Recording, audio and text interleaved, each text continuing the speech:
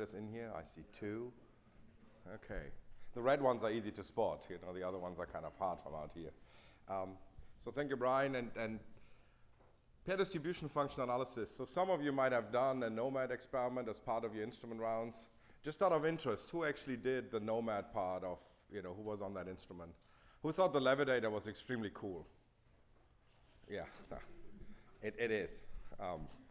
As far as photogenic sample environment is concerned, that's probably on top of my list of something that just looks awesome. And you can do really, really interesting science with it.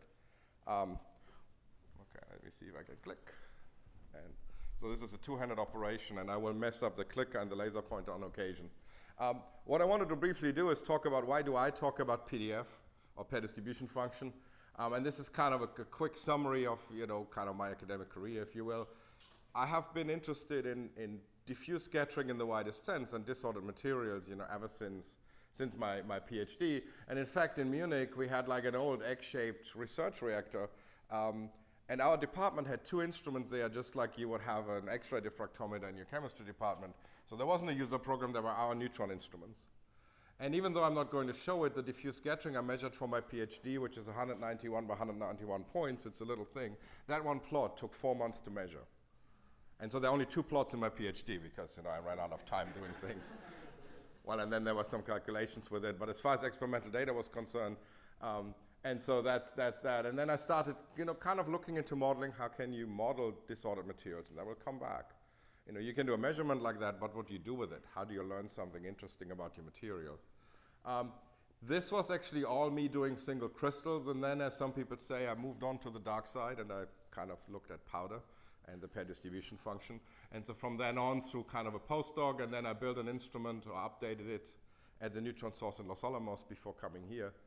And I'm on my 3rd job here as well. I actually originally came as group leader for powder diffraction, then became group leader for diffraction, and now essentially look after everything software. So everything that worked really well, you know, while you were doing your experiments, you know, that was us. Everything that didn't work well, you know, we're gonna fix in the near future, that wasn't us. Not quite true, but you know, there's a long way to go for a new facility to have everything running, you know, user-friendly and all these kind of things that you will have noticed. And that's just a picture of the division that I'm looking after right now, taken about a year ago. So why do we even care? And the point I want to make, so I'm a crystallographer by upbringing. I actually have a PhD in crystallography. So if I say, well, crystallographers don't do this quite right, I'm allowed, right? Because, and the point I want to make, and that will come back and back and back, there is more to crystal structure than the average structure you would get from traditional crystallographic analysis, which, you know, I don't want to take anything away from that.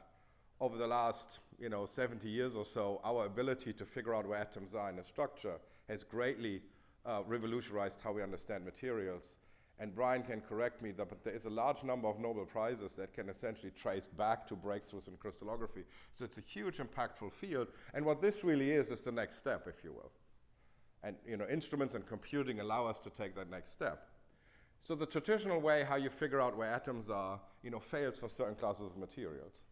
The most obvious one, if it's not a crystal, then there's no unit cell, then there's no translational symmetry, then there are no Bragg peaks. So if you want to analyze Bragg peak intensities and positions, you know, that doesn't work. The ones that kind of interest me the most are disordered materials. There is a well-defined average structure, but there are defects in it.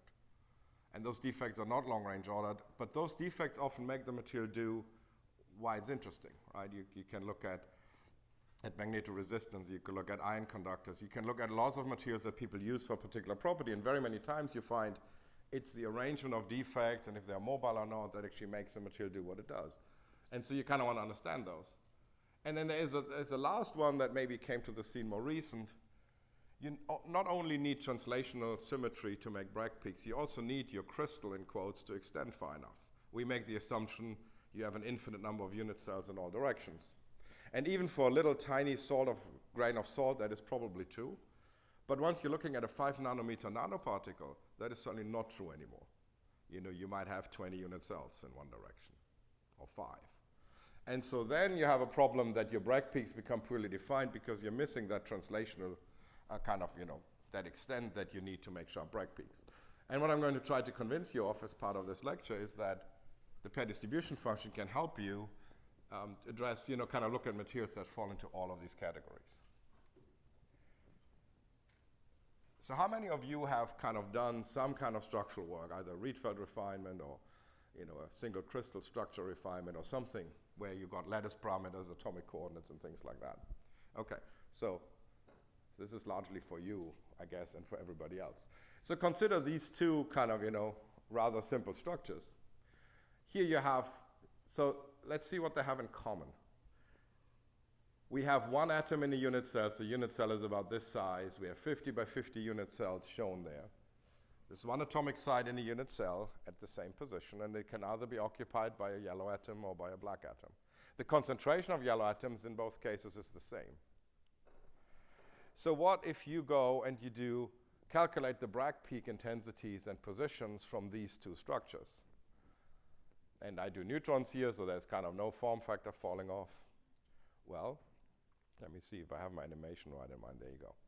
So in the Bragg scattering, you really kind of get a picture of the average structure of these, and the positions and the intensities of the Bragg peaks are actually the same. And if you think back how you would describe the average structure of these two, you will quickly discover they are the same. It's the same unit cell, it's the same one atom in a unit cell, and it's occupied with kind of 30% yellow and 70% black. This is true for both cases. The difference is some short-range order of the yellow atoms, but that is not reflected in the average structure. So if you just focus on the Bragg peaks, in this case, then you couldn't tell these two apart. The information you get is still correct, but it gives you the average structure. Basically, the color of that atom, if you want to go that far, would be whatever 70% black and 30% yellow makes. That would be your picture. So, if that was be all to a diffraction experiment, then obviously this talk would be really short. So, okay, this is out of order. So if we do the same diffraction pattern, then again we have the random distribution, it's blue, it's red, and where we have the little clusters of yellow atoms, it's blue. And in this case, the red curve overlaps the blue curve perfectly, and there's a difference curve underneath kind of as proof. So again, if you did a Rietveld refinement, like some of you have, then the position and the intensities, now granted this is, there's no width to the peaks because we didn't take instrument resolution into account. This is a calculation. But again, you would recover the average structure. However, if you look, as I advance to the next slide, at the intensity scale, if we actually look in the background of this calculated powder diffraction pattern, then indeed we see a difference. And so this so-called diffuse scattering that is very different in the case of a random distribution and in the case of the kind of short-range ordered distribution carries the information about, in general, two-body correlations. So everything you can describe in terms of pairs of atoms. In case of our chemical short-range order, it's probabilities of having a yellow atom being nearest neighbor to a yellow atom being nearest neighbor to a black atom. And that, in fact, carries the information about, the clustering of the yellow atoms. So this is the information that we're kind of after. This also tells you something about the experiment you want to do. You're really after a rather weak signal in comparison to the Bragg intensities. And so this is, as we will talk about, kind of experimental considerations in a bit, this will kind of come back. In principle, you could stay in Q space, or in this case, I put a scattering angle there, and do the analysis there. But, this is entitled pair distribution function. So the way we can go from this to a real space function is through a Fourier transform. And then you have this function, which we see a lot of examples of as the lecture progresses. And there are lots of really neat things about this. First, unless you're my advisor, who I'm convinced lives in Q space, because he would just see these things and frustrate his students endlessly because we didn't. But this is a real space function, so even I can understand this. On the x-axis is atom-atom distances in angstroms. There is a normalization here, there's a baseline, so these peaks are related to a probability that kind of is normalized in a particular way and a baseline taken off of having two atoms separated at distance. So without knowing anything, you can immediately say that the nearest neighbor atom-atom distance in the structure of interest is 2.5 angstroms. And the second nearest distance is whatever this is, 3 point something, right? And eventually those start overlapping and you can't easily separate them out anymore. So the position tells you there are atoms separated by that distance. The intensity is how many of those do you have? So it carries information about the coordination number. But also, what's the scattering power of the types of atoms that make up that pair? And you see that there's a difference in the nearest neighbor peak, because when you order the yellow atoms, you have more yellow nearest neighbors than in the random case. And depending on the yellow atoms is a better scatterer than the black one or the other way around, you know, one of them is more intense than the other one, because you're just looking at how many nearest neighbors you have of a particular color combination, and that makes that intensity. So in the difference curve, same here, it picks up, okay, they're at the same position, right? These peaks are not shifted with respect to each other, but they have a different height. So the atom types are not randomly distributed, they like to be nearest neighbors. But also, if you go out and you look at this difference curve, you're kind of seeing that the average size of the defect, if you want to call it that, is about 7 or 8 angstroms, right? Because out here, there's no difference between the random and the clustered anymore. Which just means if I go to the 8th or 9th nearest neighbor, you know, my sampling distance is larger than the defect. So even if I start on the yellow one in a cluster, you know, my kind of distance is too long to end up at another yellow atom in the cluster. You pick up another one, and at that point, it looks random. So we have just looked at this function, and already we can draw several conclusions about what kind of disorder is going on in the material. Now, in most real cases, it's not quite as simple as this one, obviously, but it does help a lot. And in fact, when you do a pair distribution function experiment, and your first attempt to understand what's going on, provided you have a crystalline material, glasses work a little different, is you basically look at the experimental PDF, and let's just for the sake of argument assume we have that short range order and it is the blue one, and you calculate the pair distribution function kind of from the average structure, what you know from literature or you read for the refinement. Yes? So I actually have a question about how you do the AFT. So far I know that you have to define Nyquist frequency, and then you actually define the x-axis of your Okay. FFT analysis, Right. right? So here, how are you defining the Nyquist frequency that Okay. actually corresponds to the peak at 2.5 is actually the interatomic distance? Because I can change my Nyquist frequency, and that will change. No, it will not. We come back to that. So if you don't add information if you sample at a finer grid, but you're actually not making this look different. Actually, I have a student right now who works on that, and I don't have a plot in the talk, but it's just like you add more points to it. But there's a whole section on how the Fourier transform works and how the Qmin and the Qmax and the sampling goes. So I'm going to defer that, because otherwise I'm telling you the whole story that's coming. So this is kind of the motivation. It's a cool function. It's worth listening all the way to the end, figuring out how you get it. And so, you know, if you had a model of the average structure, it would assume kind of random distribution. And from the difference curve, you can tell, well, the local structure, was the word you're going to hear quite often, you know, is different from the average structure. And this is kind of the signature, how it is different. And the signature will depend on if you have distortions or chemical short range order or, you know, some domains of some extended size. Okay, so just in one more iteration, you know, what is the pair distribution function? The reason I'm doing this is it's very important, as we will look at a lot of pair distribution functions and kind of speed up. So imagine you're sitting on this atom. This goes automatic. And then, you know, you kind of find the nearest neighbor, the second nearest neighbor, and so on. The other thing you see is, you know, this is all the same carbon atoms in this case. So the height of these peaks is different because the number of neighbors you have at a certain distance is different. So a lot of people that look at glasses and liquids, you know, one of the predominant applications of the pair distribution function is to extract coordination numbers, right? How many atoms of a certain type do I have around something in something that does not have an average structure and does not have Bragg peaks? And you do that by essentially just integrating the area under the peak, you know, with some corrections. And again, you see here, there's 3 here, and then on the next shell you have more, so the peak is higher, 1R, you have less, the peak is lower, and so on. And, well, we'll come back to the width in a minute.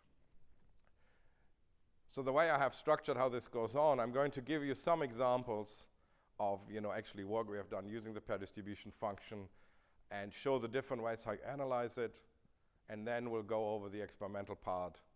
It's kind of backwards, but it does help if you understand why you would want to do a measurement like this, and then learn like how you would do it. So the first one, and this really brings home this notion of average structure versus not. Granted, it's a little bit ago.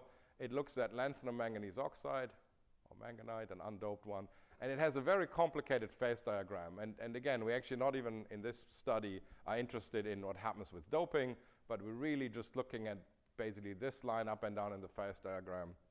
And one of the things why this material is interested is it has manganese, manganese oxygen octahedra inside the structure. And depending on the charge state of the manganese in the middle, you get a distorted octahedra or you're not by something that's called the Jantella distortion. So if manganese is in the 3+ state, you find 2 long manganese oxygen bonds. And if it is in the 4+ and some mixed state, you kind of don't.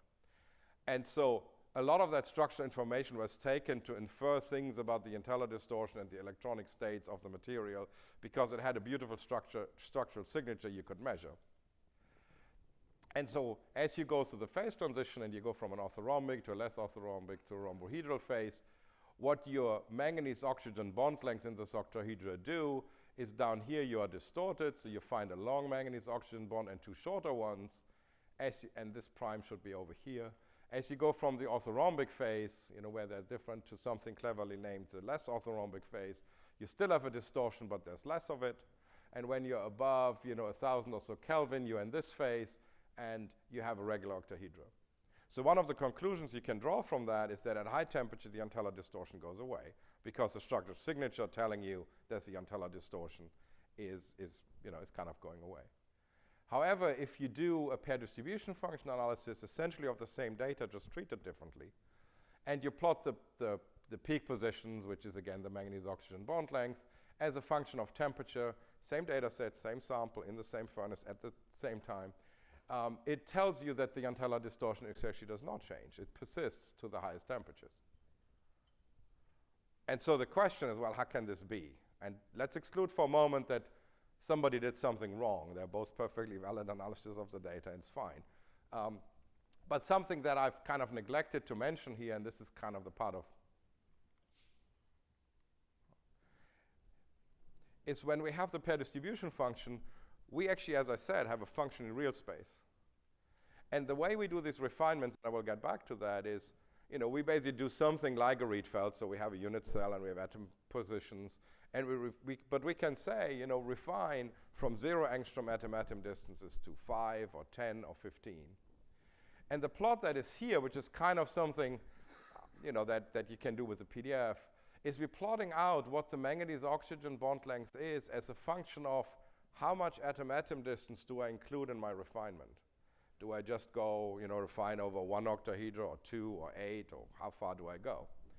And let's pick the 2 extreme temperatures. When we are at low temperature, even though 650 K would still burn you, but it's low temperature on the kind of scale of things, there our PDF result and our Rietveld result were in agreement. Both said you see a Jantella distortion.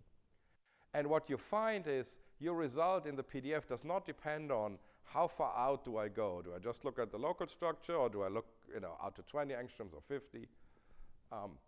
And so the conclusion you can draw from that is that the average structure, meaning if you collapse all the unit cell back to 1, is the same as if I just look at individual unit cell. So the local structure and the average structure are the same. And your Jantella distortions are essentially long-range ordered in a way that the Bragg intensities pick that up. It's very different if you go to the highest temperature, where we have this apparent disagreement between the 2 techniques. And if you do the same thing, you discover it's actually not in a disagreement.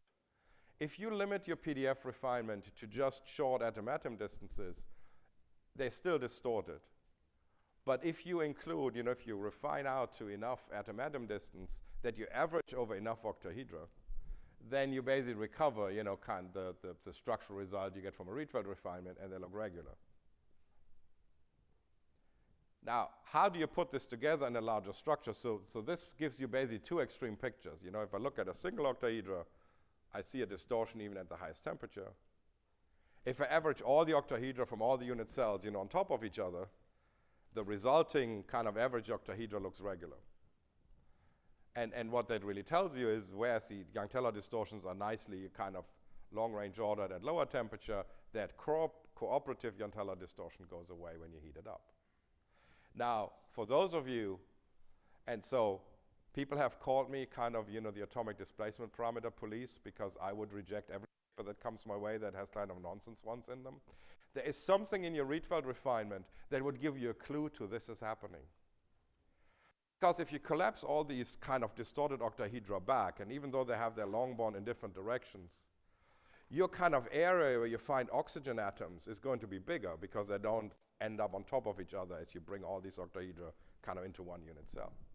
So your atomic displacement parameter for oxygen in your crystallographic refinement actually makes two distinct jumps as you go through the two phase transitions, showing that you use your atomic displacement parameter, which is a measure of kind of the volume that all your atom positions in a unit cell are spread over. And it tells you that. And so if you have really large atomic displacement parameters, or they have negative, or you say, well, my fit doesn't work if I turn them on, all of these things should tell you something. Most likely something very interesting about the sample you're looking at. And so if you plot these out, you actually see the two jumps. What the PDF does, it tells you kind of the size. So the atomic displacement parameter will tell you, okay, there's something fishy going on. And then the PDF analysis gives you the next level of detail that says, well, 12 angstroms, which is about 4 octahedras worth of distance, where you still have some kind of cooperative Jantala distortion. Don't go beyond that.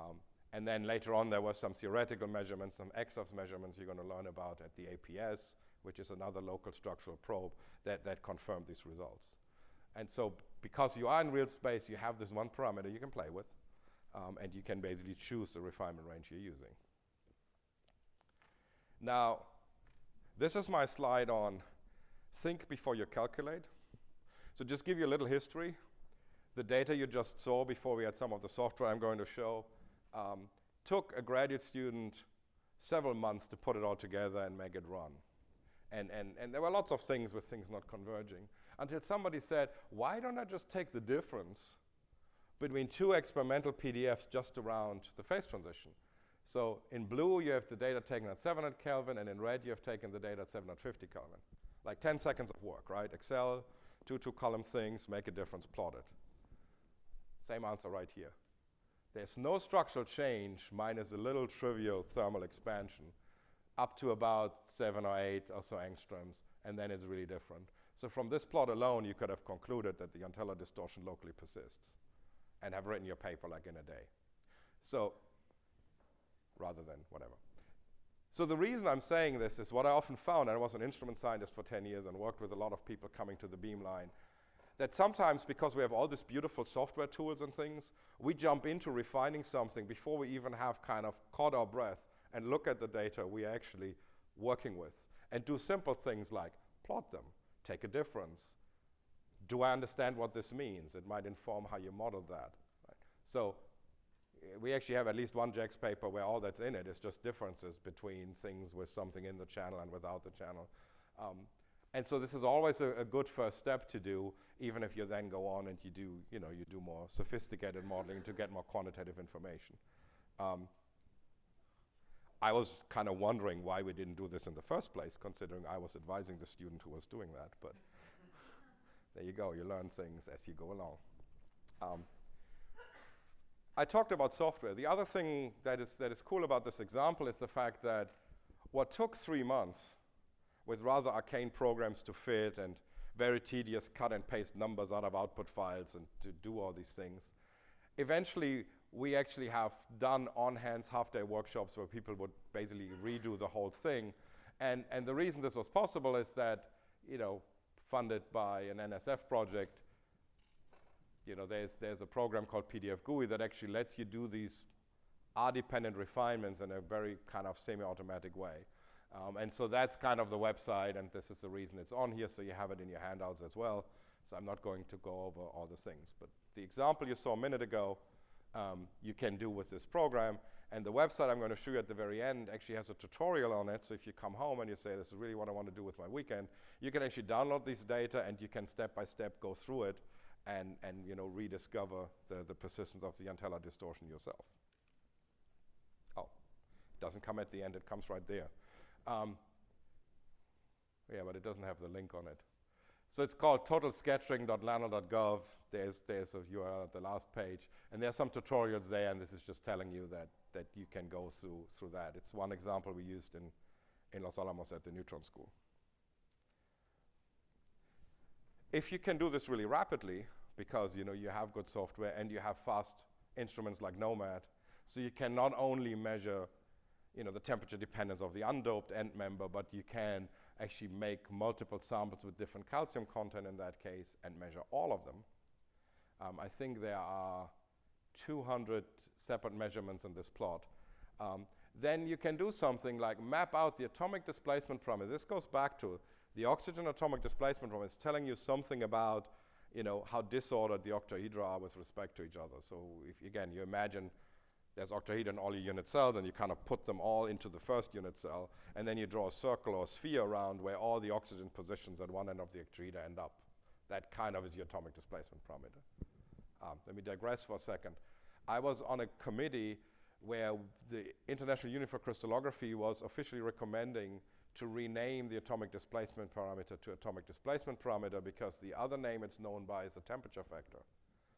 And one of the reasons is that we didn't like the name is it was implying that the only reason for this is temperature. Obviously, vibrations of atoms will do the same thing. But static disorder, like what we're discussing here, gives you a contribution to the thing formerly known as as temperature factor. And so atomic displacement parameter is the better word. But you will find both in the literature. So if you find temperature factor, kind of refers to the same thing. It's a volume, where all your actual atom positions are, around the average site. So if you map this out, what is interesting about it,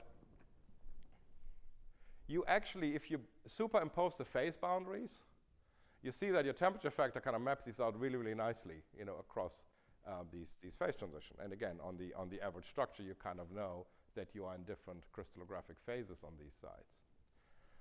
But now you can play the same trick, because you have a PDF for all of these, and you can essentially kind of map out anything you want. Kind of in this case, the manganese oxygen long bond. So in the average structure, you kind of see when you go kind of doping wise over here, how it kind of gets shorter. But you also see when you look at it locally, there is something happening at that phase boundary. And this is kind of your check. This is going back to your atomic displacement parameter is your friend. So if there's one thing you take out of this lecture, if you do structural work, the ADP is your friend. Look at it. Kind of, it contains information that's of interest. When you stick with the average model and everything looks like smooth, the penalty, if you will, you pay is that you see a real jump that has nothing to do with temperature. So you expect the atomic displacement parameter to go up somewhat as you increase temperature. But you clearly see this jump, meaning your structural description up here, isn't quite getting the details. So your atomic displacement parameter is kind of the garbage can for all the things that don't work right. And so it makes it bigger and bigger and bigger. So eventually all your positions kind of end there. But if you basically take a local structural model that allows for a change in the MNO bond length, similar to what I showed earlier, but now across the composition range, then you see that all of a sudden your atomic displacement parameter is well behaved, and it just slowly increases as you go up in temperature, as you expect it to. So a very, very good check on your structural result. And neutron data do exceptionally well to get accurate atomic displacement parameters, because, as I'm sure you've heard, there's no atomic form factor to them. So you can, the form factor looks a little similar to what the atomic displacement parameter does. So not having one in the case of neutrons is helpful. I wanted to show one example of the NOMAD instrument real quick. And so the sequence here is the different types of modeling. So we use PDF GUI, and we essentially take a model that looks very much like a single unit cell model you might be familiar with, but we can play with the atom-atom distance range we use in our refinement to learn something about local and average structure. In this case, the group of people on the previous slide was kind of looking at waters bound on a nanoparticle surface, and they used molecular dynamics simulations to kind of make models that then could be used to calculate PDFs from it. And you see like a cartoon of that over here.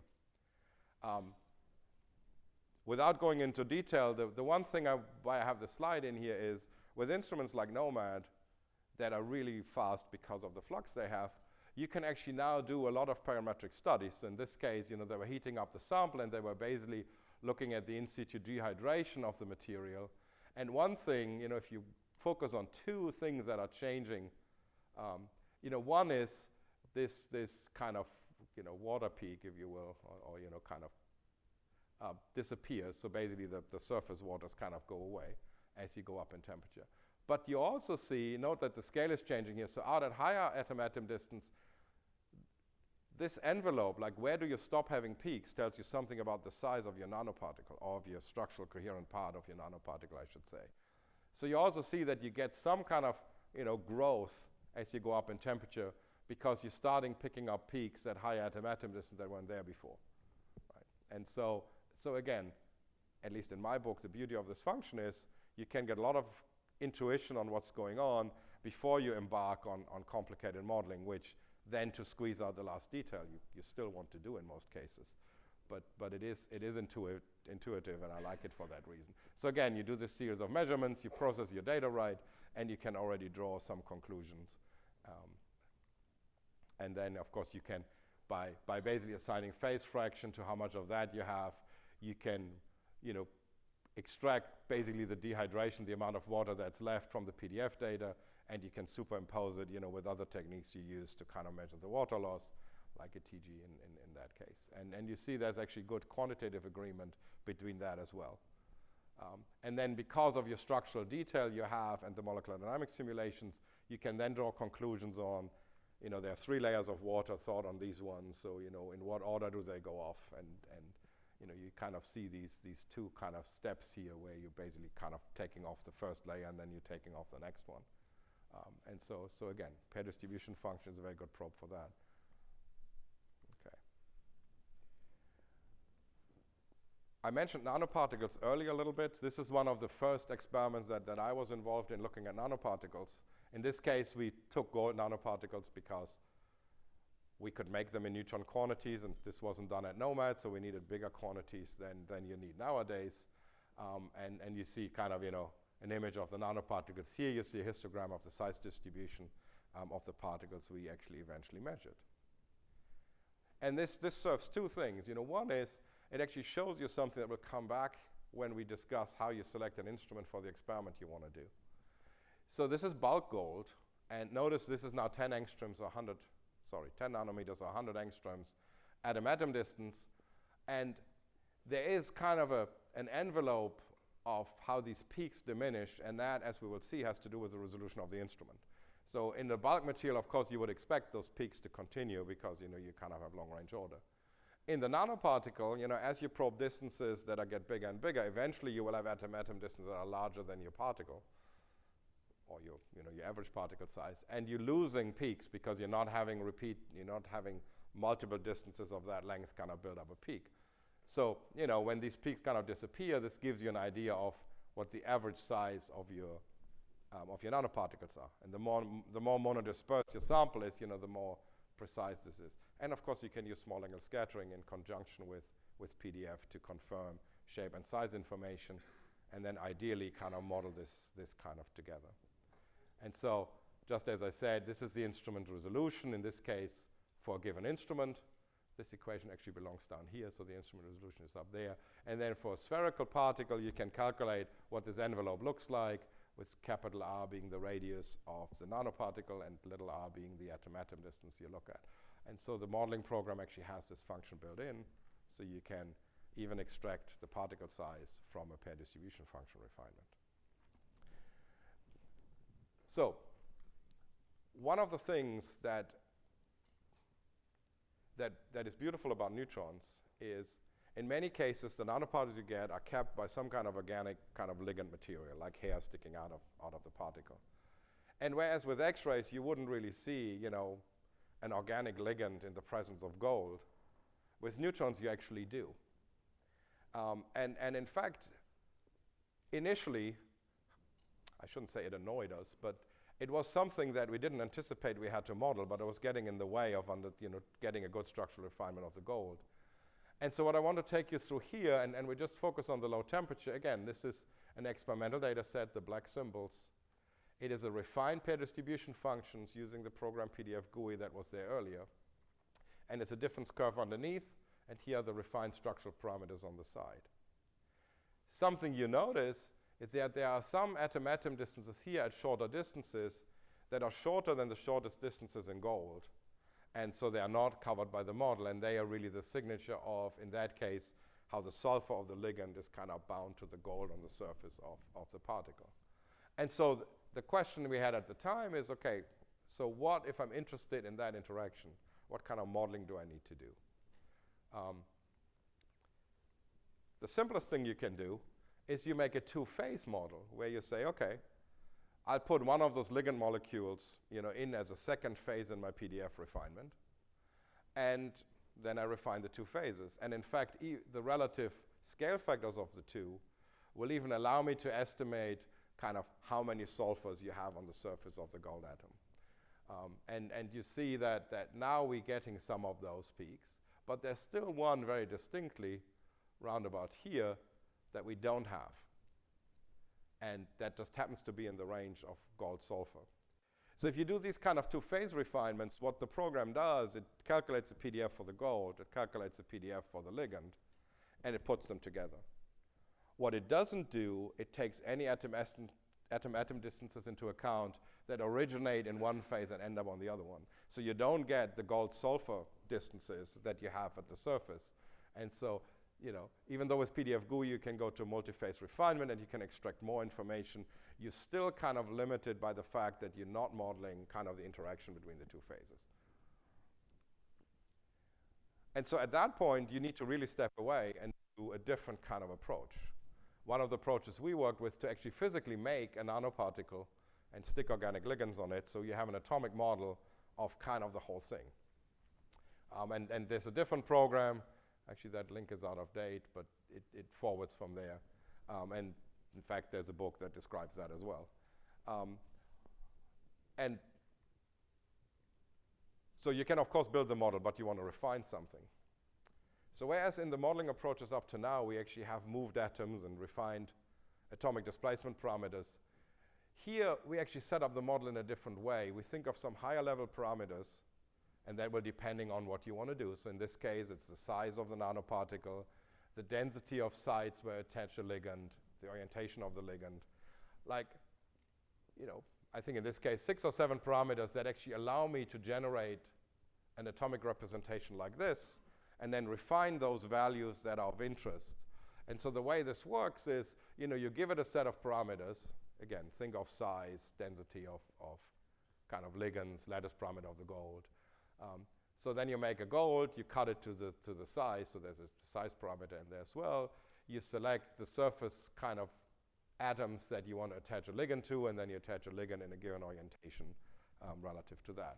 Once you have that model, that set of atomic coordinates, you can, of course, calculate a pair distribution function. You can compare it to your observed pair distribution function, and then by some mechanism, basically take your next guess on parameters and then basically go around this loop.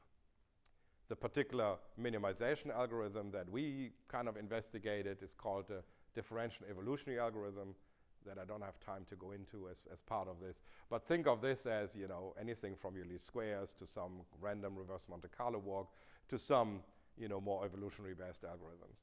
And it's really about how efficiently you search parameter space and how it converges. And it to some degree even depends on your problem. You can go to whole conferences on evolutionary algorithms and learn a lot of details. So this is, where somebody in your computer science department or somewhere might be your best friend in kind of figuring out, okay, I have this minimization problem, and I need an efficient way of minimizing it because I need to do it many times. And they have many, many very good kind of algorithms to do that. Many of them are coded up, so you just use them.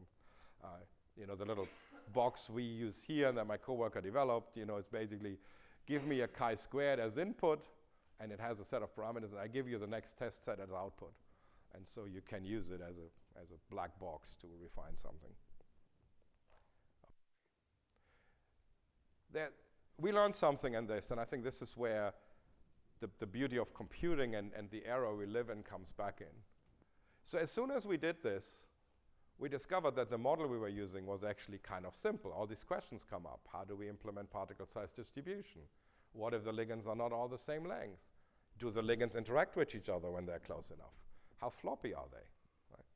And these are all good questions. The trouble was every time you wanted to answer one of those, it was sending off a job for like 3.5 weeks to do the calculation. So the number of ideas you can test in your PhD life is kind of limited. And the argument I often hear is, well, what difference does it make if my calculation takes an hour or a minute? If you just had to do one calculation, I completely agree with that. You just walk away and have lunch and then it's done. But if you are wanting to explore kind of different ideas, then there's a huge difference. How many simulations can I run in a day or in a week? How many things can I explore? And with computers becoming more and more powerful, the kind of things you can explore that we were just thinking about 10 years ago, even 5 years ago, are just mind-blowing. So we are working more and more on these kind of ideas because we can do them on a more reasonable timescale now. And you can start, kind of trying some of those things and seeing what works and what doesn't. It's the ability to explore and go from an idea to actually a result, without having to wait a really, really long time. Okay, so in the last, 10 minutes or so, I'm going to talk about experimental considerations. So this was essentially, you have a PDF and it always showed up as a magical thing that you measured, and then what do you do with it, and what kind of problems can you address? This is, okay, you actually want to do an experiment, what instrument do you pick? And so in very general terms, the way we get the pair distribution function, one of the few equations I actually do have is we have a normalized kind of scattering intensities over here, and what we actually Fourier transform, so this gets normalized to 1, then this function kind of oscillates around 0, and it's a sine Fourier transform. Well, and so there are a few things when you select an instrument, actually two things that you really want to consider. One is we obviously cannot carry out the Fourier transform to infinite momentum transfer. So one of your limitations is going to be that your range, basically the range in Q that you cover in your measured function S of Q is going to be finite. You're going to have a Q min and you're going to have a Q max. And I will discuss what the Q max does to you. And this is something you can look up on the instrument website, for instance. If you want to know what the highest Q that Nomad can do, you can find that. If you decide you want to do a PDF measurement on power gen, which you can, then the Q max is going to be lower and you can look that up. There's an effect on what's the resolution, what's kind of the delta Q, or what's the kind of resolution function of your instrument. So I need to be careful. I'm going to talk about resolution in two contexts. One is the resolution of your S of Q. It's kind of the resolution of your instrument, the high resolution instrument power gen, the lower resolution instrument Nomad. The other is the resolution of your PDF, kind of what is the smallest atom-atom distance that I can resolve. And I will try very hard to say Q space resolution and real space resolution every time, but I might forget every now and then. So if you get confused, you can ask. If I talk about the PDF, I likely mean the real space resolution. If I talk about the S of Q, I mean the Q space resolution. So the Q space resolution helps you select your instrument because it has an inherent resolution that comes from the flight path and the size of the detectors and all these kind of things. I showed in one of the early slides that the signal we are after the diffuse scattering is actually very weak. So you want good counting statistics, especially at high values of Q, which you usually do not need for crystallographic analysis. And then the last one is because we are after a weak signal, all our instruments have background. Even the best instrument, there's some scattering coming from your sample environment, other things in the beam that are not your sample. And in our data reduction procedure, we subtract those. We measure the empty instrument, we measure the empty container. But it relies upon that the instrument background at least is not changing. So if I measure the empty instrument, I can take comfort in the fact that the background is the same when I put my sample in, minus some details. And so this is a really critical point. Most of the time we had trouble with data reduction. It was something in the background that had changed or something like that. Now, this is a neutron and X-ray school, so I feel entitled. I can talk about X-ray, so we'll do that for a second. Because of your requirement to go to high Qs, the way you do that is you use short wavelengths. If you think of Bragg's law, what is the kind of, And so synchrotron sources, if you want to do this, X-rays work well, especially high energy ones, and you can get to really high Q values. If you want to do pair distribution function work with neutrons, for most cases you want to use a spallation neutron source because we have more epithermal high energy neutrons than a reactor has. Although for glasses and liquids, there's a very nice PDF instrument at the ILL in Grenoble at the hot source. But the Qmax you can get there is quite a bit lower than the Qmax we can get here, which is basically given by the spectrum of the neutrons we have available at a spallation source. So the SNS is a good place to do PDF work. Just diving into the kind of two different kind of bullets here. So one is the Qmax. So that is really telling you how far in Q can I measure, and essentially that gives you the kind of the upper limit of your Fourier transform. And for those of you who know convolution theorem and things like that, a very easy way to think about that is you think of your PDF as of your S of Q, one that extends out to infinity, that gets multiplied with a step function, or some people use modification function, that makes the signal go away at the maximum Q you can measure. As a result, in your pair distribution function, you get a convolution of your perfect PDF and the Fourier transform of that step, which is a sinc function in that case. So you get some ripples that come from the fact that you have a finite Q. But it also broadens your PDF peak. So what I've done here is this is the PDF of a semiconductor alloy, which actually has two distinct nearest neighbor peaks, depending on, in the alloy if it's A or AB as atom neighbors.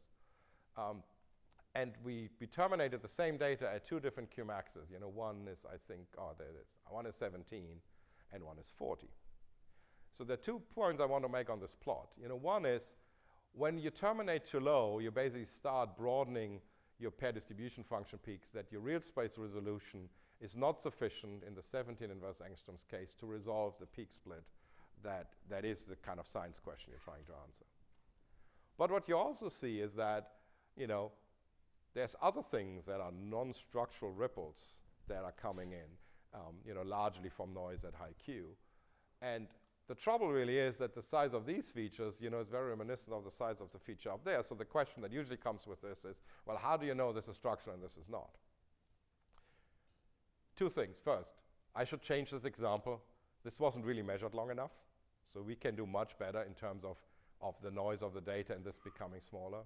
But there's also a trick. The reason I left it in is, since you can change this, if you vary the Qmax and you watch what these kind of oscillations are doing, the ones that are structural related will stay, and the ones that are noise related will kind of move about. So what we often do in these cases, and on some of the early instruments it was just prohibitive to measure longer because the flux wasn't as high as it is here, we would basically do a series of Qmax, like 40, 38, 36, blah, blah, blah, and kind of look at what changes, what doesn't, and that would give us confidence that this actually is structural. So that's one thing. So if you know that in the material you look at, you need to resolve a 0.1 angstrom atom-atom distance because that's of interest, kind of 2 pi over that, will tell you what's the Qmax I need to resolve that, and that limits the list of instruments that you can do your experiment on. So having an understanding of what you think that the nature of the defects in your material is and what's the real space resolution you need gives you an estimate of the Qmax, limits the number of instruments you want to go on. So that's one thing you can put on your list, how you select an instrument. The other one is Q resolution. Again, this is the resolution of the instrument of the measurement in S of Q. And this does something different. It basically gives you out to what atom-atom distances do I actually get kind of a signal. And notice that this is 80 angstroms and this is 100. So this is a PDF that starts over here somewhere. Right. And this is taken from 2 different instruments that have different resolutions because that's how the instruments were designed. I believe this is nickel. And you see that on the higher resolution instrument over here, you still have well-defined atom-atom peaks. And you can refine this and convince yourself they're really where nickel should have atom-atom distances out at those length scales. And then the signal from the GLAD instrument in that case at the IPNS, which doesn't exist anymore, see over here. So there's a second consideration. What is the Q resolution of the instrument that I want to do my experiment on? And if I want to go to large atom-atom distances, let's say I have nanoparticles, or I have a defect I think is 10 angstroms, 20 angstroms, 30 angstroms in size, then I want to have enough, atom-atom distance information to cover that defect. And so if I'm just interested in the nearest neighbor peak, then resolution doesn't really matter to some degree, because that will always be there over here. There's a secondary consideration that has nothing to do with PDF. If you want to do a Rietveld analysis, like a crystallographic analysis of your data set, as well as a PDF analysis, your resolution requirement is most likely given by the unit cell and the kind of considerations you do on regular particle diffraction, right? What's the resolution for Bragg peaks I need to do what I want to do? And then, because as I mentioned, if you go on Nomad and you have experienced that, or you possibly on PowerGen, you just process the same data set differently. And so even though the Q resolution requirement might not come from your PDF part of your consideration, it might come from the crystallographic part. So don't forget that second one. And then this is just giving you an idea, okay, how long do I need to measure? And then you want to look for an instrument where people have done PDFs before. It gives you some comfort that the instrument background is something that is kind of under control. Again, this is Q resolution between the two instruments. It's kind of showing you this picture except all the way down to 0. So if you're just interested in the few nearest neighbors, you see not a big difference, and then this one diminishes more rapidly. And maybe this doesn't come as a surprise. There's some instruments here where you can actually do pair distribution function. Nomad, obviously, you can do some on PowerGen. And if you want to do pair distribution function under high pressure, you can use the SNAP instrument and do PDF analysis on there as well. One, because it is an X-ray neutron school, as I've said before, there are cases where there's actually a huge benefit in doing an X-ray PDF and a neutron PDF of the same material, just because you could do differently weighted pair distribution functions as a result of it. And we were actually looking at, in the context of hydrogen storage at the time, at the magnesium cobalt alloy that was ball milled, and it's kind of amorphous. It's hard to model, but we had two candidate models which we couldn't distinguish from the neutron measurements alone. And it really took having X-ray measurements as well. And one of the things why I have this here is when you look at the X-ray data, right, your biggest peak is right here. Now the X-ray data, because the scattering power is a function of the number of electrons, is clearly dominated by the cobalt-cobalt distances. Whereas the way the scattering lengths work out, the neutrons are dominated by the magnesium-magnesium distance. And you see that here, and here's the problem one. So again, a lot of the assignments on what are the distances works without even going into a detailed model. And I'm not sure if this was mentioned or not, for users that actually are Nomad, we have a partner proposal with the APS that for users who have an approved Nomad beam time, when it makes scientific sense, they can actually get a high-energy X-ray PDF measured at the APS as well, where we just send samples and they measure them. And so one of the big hurdles of this was, 2 beam time proposals, 2 things. And we put some effort in making this easier, because there are many cases where this really gives you, kind of the edge over really understanding what's going on. I think second to last slide, something I haven't mentioned, but if you run into Matt Tucker anywhere, you should kind of find him and kind of talk about him. There is kind of a third modeling technique that is maybe has its origins more in looking at amorphous and liquids, but also is used for disordered materials. And one thing it does really well is when we do the R-dependent refinement, we kind of only have a picture for the two ends, kind of the local structural arrangements and the average structure. And the question comes up immediately, well, how do these octahedras stay connected but are not long-range ordered anymore? How do I imagine making actually a box of atoms that looks locally like this and looks on average like that without, how does the middle structural part look like? How do they hang together? And this will work. Now, reverse Monte Carlo is one of the things I can do, and it's essentially, you make an atom, you make a box of atoms with a lot of atoms in it, can constrain it against different data, X-rays and neutrons, Bragg intensities. You can put geometrical constraints in saying, we know an octahedra is an octahedra, we don't want it to fly apart. You can give distance constraints, because we know from chemistry certain atoms have a range of distances that a chemist will believe and a range of distances they don't. And all of this goes into your cost function. So what you do is, you pick an atom or a molecule or something, you do something to it, like you shift it, you change it, and you figure out if your calculated PDF, basically the chi-squared between your calculated and observed PDF. And two things can happen. The modification of the structure you made actually made the agreement better, then you keep the new configuration. or it made the agreement worse, then you keep configuration only with kind of this Boltzmann-looking probability. You can think of this as a temperature. And the reason you also keep configurations that are making kind of the agreement worse is that if you think of your agreement factor like as a mountain range, and what you're looking for is the deepest value because that's your best agreement solution, you sometimes need to go uphill a little bit to make it out of a little local valley. And so this is a parameter that lets you do that. And then of course you just keep doing this. Move an atom. Did I get better? Keep it. Did I get worse? Only keep it with some probability. And you do this and you do this, until you're out of time, I guess, or until some convergence criteria is done. And what that does, it actually makes you a big configuration that's consistent with your data. And now you can go and you can analyze, how the long bond is structured, but really in a connected way, not just in a, I have a unit cell and it looks like this if I fit at lower, and I have a unit cell and it looks like this if I fit at higher. You actually get the bit in the middle. Computationally, this is more involved than running those R-dependent fits. But as I said, computationally is more and more not a limitation anymore. So, and then again, there's a link to the software and more information that you have in your handouts. And so that kind of, with 5 minutes to spare, brings me to my summary. So this is the promised link. This is where the tutorials and links to the software and things like that are. And so the point I want to make is, and we see that all around, even with single crystal diffuse scattering, which might have been mentioned or will be mentioned, is, in addition to the crystallographic average structure on crystalline materials, the kind of properties of interest, how you tune something, make it better, very often is governed by defects, and they manifest themselves in diffuse scattering, and in the powder case, the pair distribution function is one way of analyzing that. And in fact, you can, if you do a powder measurement already, you can kind of get the PDF for free, because it is just a different way to analyze your data and potentially a slightly longer measurement time. High resolution instruments let you actually look at atom distances out, beyond the nearest neighbor, and you saw the nanoparticle example.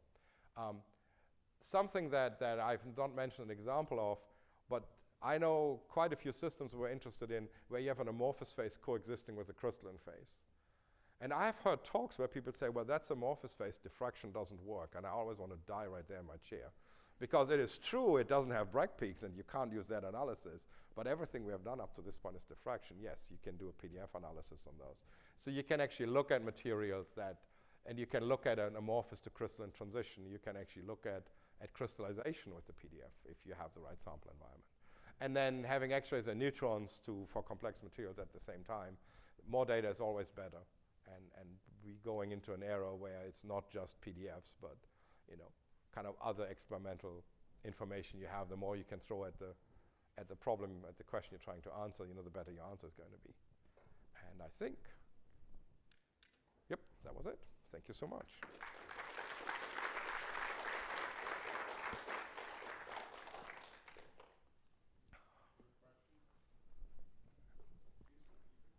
I will try to repeat the question. I think in the corner you were first.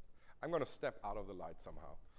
Okay. Can the difference between the PDF of nanoparticles and the bulk give you any information about the conformation of the surface or the fashioning of it? If the particle is small enough, the problem you run into is how many kind of inside or atom distances you have versus outside one.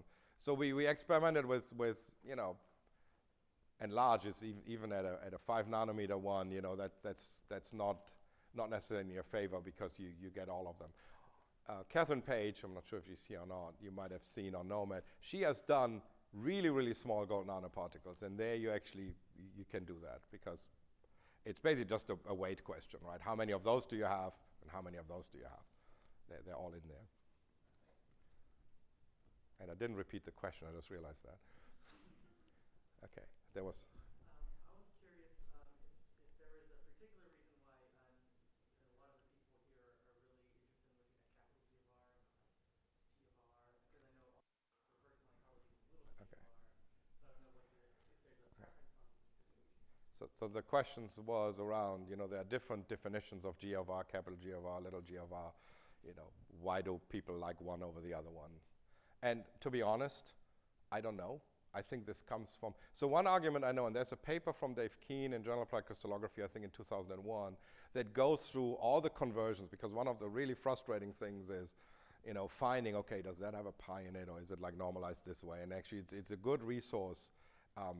And it seems to be there's a tradition in the glass community, and there's a tradition in the crystalline PDF community. And for a long time, these communities actually weren't talking to each other. One argument I know is that we subtract the minus 4 pi r rho 0 because if in a crystal material you continue to have atom peaks out at higher distance, you kind of don't want it to turn up that way. And so one of the reasons for crystal materials that we use the capital G of R is it kind of makes the peaks oscillate around kind of 0 in your PDF out at higher distances. On a glass or liquid, there are no distances beyond the first couple, so it's not. And then when you want to integrate it for coordination numbers, you need to kind of transform it to something else. So it seems to be largely separated by community, but luckily at least we have a paper with conversions. It's Dave Keen, K-E-N. You can send me an email if you can't find it. Journal Applied Crystallography, around 2001, I think. Okay, yes. Is there something to be learned from doing something like a PDF analysis on quasi-elastic or inelastic data? Okay, so the question was if you can learn something extra if you do PDF analysis on quasi-elastic or inelastic data. And in fact, yes, there is, and I haven't covered that. Takeshi Agami, who's kind of joined at UT and us. So we're working on basically Fourier transforming S of Q omega and getting a G of R omega or G of RT, depending on if you do a Fourier transform in frequency and time as well. And so the tools aren't there yet. We're actually deploying some software on ARCs that lets you do that. And there are some. So I believe, and so does Takeshi, that we have seen the regular PDF go from when I started off with this, I needed to write a 3-page argument with the referee that, in fact, it wasn't the same data. So we got just papers rejected saying this must all be like black magic because you're essentially looking at the same data. How can you get a different result? And the answer to that, of course, is you include the background. So the data that in a Rietveld refinement you don't use, you use. So it's not the same data. And so it took off, and now the PDF because tools are available. I believe that when you look at dynamics and things that are now in the realm of people that are very much experts in how to use kind of our inelastic machines, that we might see a similar transition where you are in a space, atom distance, time or frequency domain, and you can do these experiments. And if you then can make the modeling as straightforward. So the other thing, when we saw an upturn in people adopting the PDF, it really happened when the refinement program started appearing. So you didn't have to devote a whole PhD student on one PDF project. You could do this alongside the many other things you did to understand, kind of the science questions you wanted. And I firmly believe if we have this discussion 2 or 3 years from now, there will be a part in the lecture that does that, and there might even be a next hands-on experiment that does that. So yes, there was somebody I stepped over before, sorry. I've seen some papers where you get a PDF from SEM or AFM or GM data, and I'm wondering how valid that approach is. So the question was there are PDFs of SEMs and related things and how valid that approach is. Honestly, I don't know because I'm not an expert. I know that Simon Billinger I worked with, we did some exploring of PDFs from electron diffraction, but that's kind of different. And in principle, you can actually use much of your X-ray code and get a long way with that to just see that you get something out of it. What I think we learned in even going through this is getting to something that is kind of roughly right is straightforward. So I believe the things you see, are correct in that they pick up, the kind of atom distances and things. When you start questioning if this subtle little effect I see in there, that looks at some disorder or something, is that really structural or is it something in my processing? So, doing it with neutrons and X-rays, we went through this whole path of basically making corrections and then finding the next thing that isn't quite right. And the next thing is kind of getting smaller and smaller in contribution.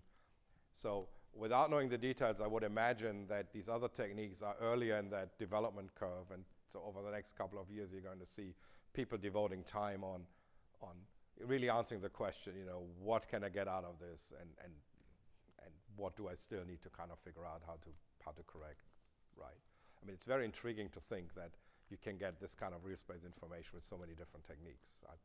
I would certainly hope that it goes the same path. Yeah. Is there any infrastructure to do magnetic PDF? So looking at the magnetic structure of the material rather than the atomic structure? So the question was, is there any mechanism to do magnetic PDF? Yes and no. There are some papers that recently came out, so there are people working on it. So it is something where if you're happy to be the first hero to try it and then, you know, being like known as the person who's doing it, this is a good time. If you're looking for something that you can use, I think we're not quite there yet. We're probably a year or two away from having something. And of course, you always see the mix of the nuclear structure and the magnetic structure. There's actually some work from Andrew Goodwin. It's either in PRL or in PRB. It's a little bit ago. He looks at MNO and does a reverse Monte Carlo kind of approach to the spins. There is some technical complication that the Fourier transform of your magnetic scattering is not actually a spin-spin correlation function. It's something slightly different. And I mean, there are some technical things, but the signal is there and the approach works, and all your arguments for that I can look at local kind of arrangement of moments versus kind of the crystallographic part of magnetic structure solution. All of this holds. I mean, you have magnetic diffuse scattering. It's just, if you physically want to do it with quantitative results, you're still pretty much on your own, or partner with an expert and know that it's a longer road to get to a result. Maybe in 2 years it's going to be in that talk.